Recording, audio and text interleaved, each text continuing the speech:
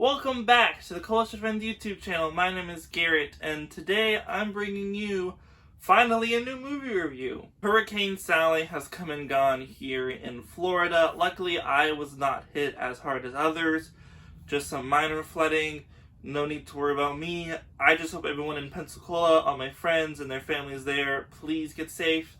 I hope your power comes back on soon. And everyone up north where this storm is hitting, please be safe as well. If you can evacuate when you need to, please do so. Otherwise, just be as safe as possible. So today's review is going to be about The Devil All the Time, which, if you don't know, has an amazing cast. Unfortunately, the acting is one of the only good things in the film, because this film is insanely boring. It's set up as like a crime thriller in the trailer, which the trailer seems to over-dramatize a lot what happens in the film. It is a very dramatic film, grisly gore. There's some stuff that if you're a dude,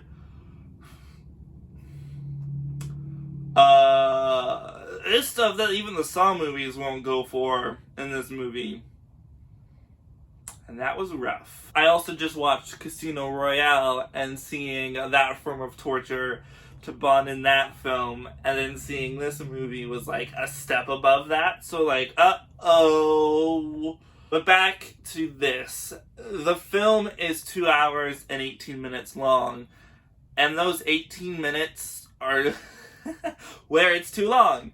It's so drawn out, and the reason why it is because the film wants to hammer down the parallels between Bill Skarsgård, who is really great in this movie, and Tom Holland, who is the son of Bill Skarsgård, which they really want to show the parallels between those two characters as time progresses for those two characters. But they do it in a way that makes the audience feel stupid, because they cut back to stuff that happens at the beginning of the film. The first 40 minutes are about Bill Skarsgård to really show his character, so that when Tom Holland takes over 47 minutes into the film, you see every character beat that is paralleled with what happened with his father. Do they just show it to you as Tom Holland?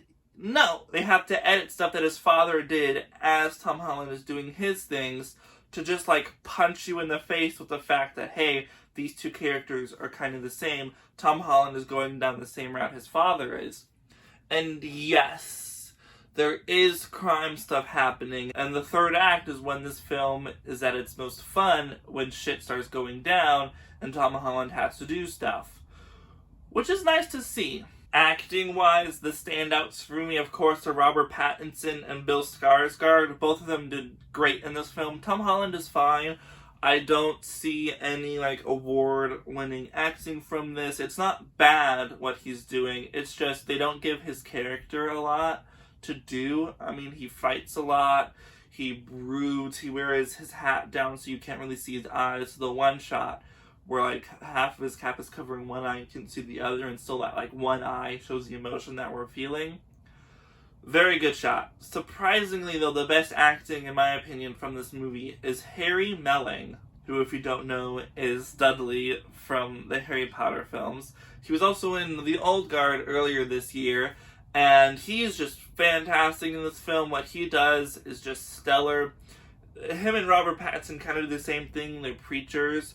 So they do the preacher acting, but it's really over dramatic, and it's just fun to watch them see scream and spit come out of their face. Oh, it's so cool. Their monologues, so cool. But this film is a lot of setup. I know that the first act is with his father and dealing about his father, but this film doesn't hide anything from you. They tell you something is going to happen.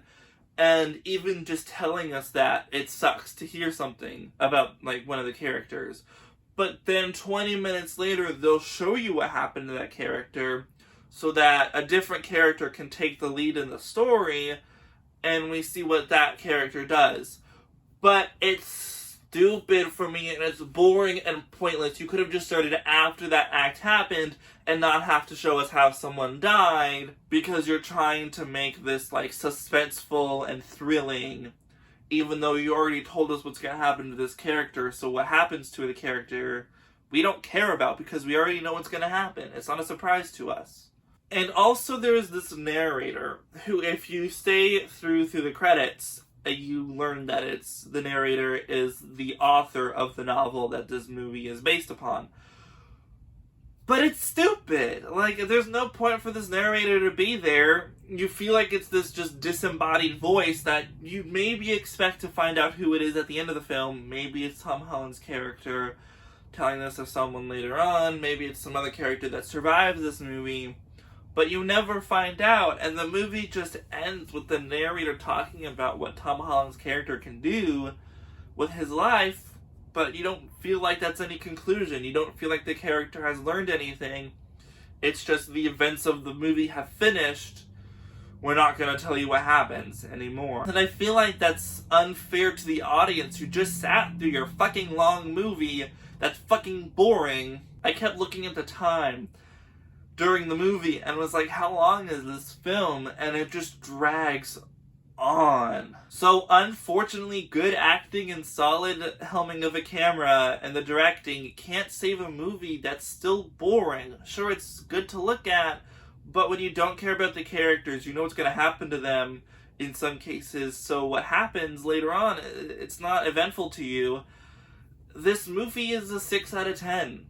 And I can't really give it much more credit because I was just bored. And I was excited for this film. I think the acting is really good, showcase of good directing and cinematography, but your script is too long, your movie is too long. So have you seen The Devil All the Time? Let me know in the comments down below. If you like this video, give a like. If you want to see more, hit that subscribe button, and I'll see y'all in the next video.